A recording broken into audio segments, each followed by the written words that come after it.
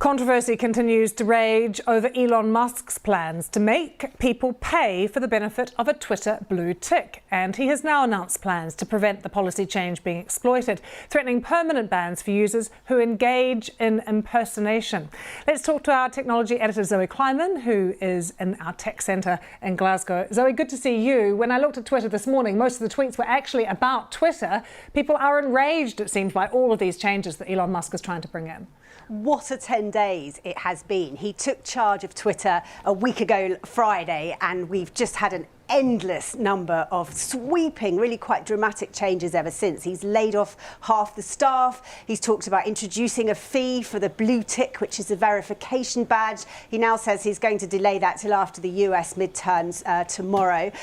He's also now looking at banning people who impersonate others without them being clear that they are doing so. Interestingly, this seems to be focused largely on people who are impersonating him.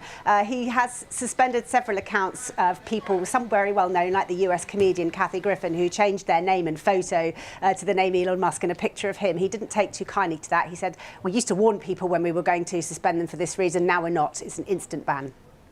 Zoe, are Twitter really in danger of losing lots of people using the platform?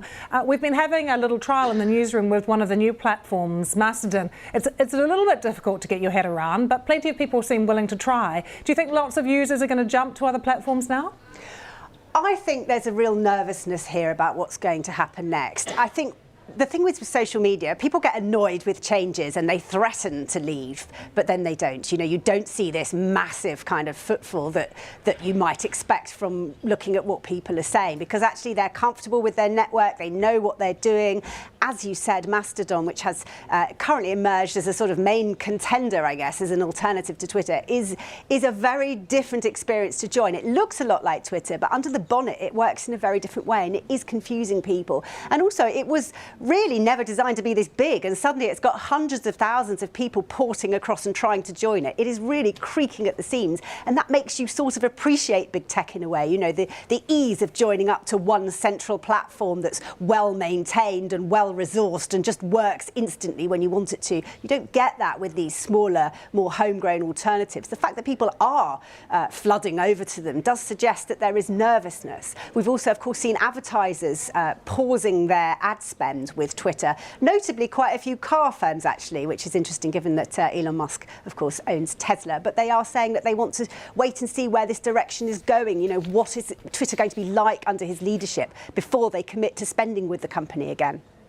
Zoe, great to see you. Zoe has been playing with Mastodon as well and has got a bit of a guide for us on the website, bbc.com/news, to help you through it if you are indeed a new user. Thanks so much, Zoe.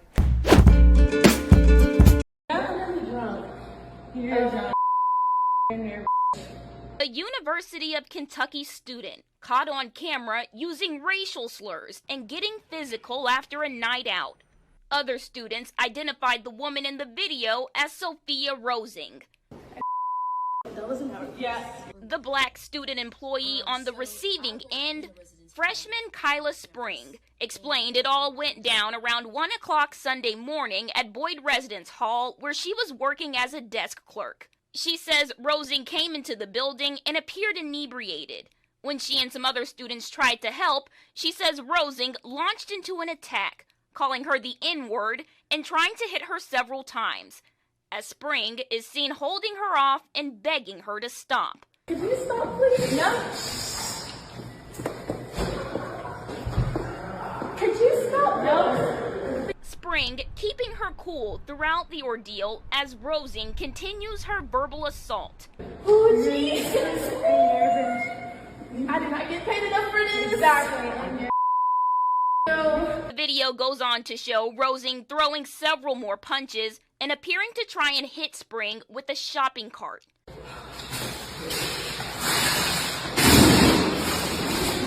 The entire video is simply too explicit for us to show without censoring, but we counted Rosing using the N-word with Spring and other students at least 33 times before the police arrived. Rosing was arrested and charged with alcohol intoxication in a public place, third-degree assault of a police officer, fourth-degree assault, and disorderly conduct. Meanwhile, the video posted on TikTok racked up millions of views before being removed. Students on campus disgusted by Rosing's behavior. I was gonna say that, like, oh my God, her parents are gonna kill her, but like that behavior is taught. UK President Eli Capilouto also released a statement saying in part, quote, "From my view in the video, the student worker acted with professionalism, restraint, and discretion. We will fully investigate what happened tonight, but we must also learn from this moment and do better as a community." I'm just embarrassed because, like, if you go on TikTok and, like, you just look up University of Kentucky, that's what's coming up right now, and it's just like, you don't want shameful. You don't want the school to think of us like that. Could you stop? No. Thank you. In Lexington, Sydney Darden, LEX 18 News. When you go back to 2010, Obama had that famous press conference in which he said we took a real shellacking last night. For this president to not come out, not commit to a press conference, to talk to the press about what happened in the election, I mean, I don't want to use the words dereliction of duty, but it certainly does not conform with what we've seen in the past. Well, he's going to need, I think, John, to communicate some kind of a message, both to his party and to the country, as to where his party, if it does turn out badly for his party, went wrong and why and what he expects to do differently. You can't just act as if nothing has happened. So one way or another, whether he does it in a news conference or some other means, the public is going to expect to hear from him one way or another about what he plans to do differently or whether he plans to do anything differently. You know, I don't know if you saw, but we had Newt Gingrich on earlier who talked about 1994 and Bill Clinton. And Bill Clinton overruled his advisor saying, if I follow your advice, I'm going to lose the 1996 election. I got a choice here. I either don't work with the Republicans and lose, or I do work with them and try to preserve my agenda and maybe win re-election. Biden doesn't seem to be going by that playbook in the least. You know, this is something I've thought about a lot, John and Sandra, and that is this. I think the worst thing that happened to Joe Biden was the loss by the Republicans to the Democrats of those 2 seats in Georgia, which gave him a majority in the Senate he had not, I think, expected to have, and many of us also didn't expect that. Suddenly, Joe Biden had visions of historical sugar plums dancing in his head. That led to $1.9 trillion in spending, which I think reputable economists agree has contributed noticeably to our inflation. It led him to the left in his agenda because he was going to out-Obama Obama. And look where it's led his party now. So I think, you know, he probably would not have been this kind of president had Mitch McConnell and the Republicans controlled the Senate. He wouldn't have been able to. And my guess is he'd have been the old Joe Biden we used to know in the Senate, who was ready to make a deal and work with the other side. Fascinating analysis. By the way, I also wanted to get in here that Karine Jean-Pierre was asked about the president's comments about shutting down the coal plants across America. She said that his remarks were twisted, quote unquote. She says that he comes from coal country and is fighting for coal communities. Said it was loud in the room. His remarks were not twisted. They were simply quoted accurately. Exactly. Indeed. Britt, great to have you here Brett. today. My pleasure. Nice to see you both. Hey, Sean Hannity here. Hey, click here to subscribe to Fox News YouTube page and catch our hottest interviews and most compelling analysis. You will not get it anywhere else.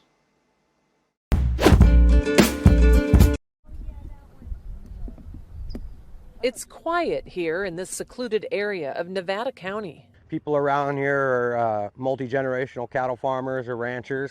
Rolling hills where cattle graze,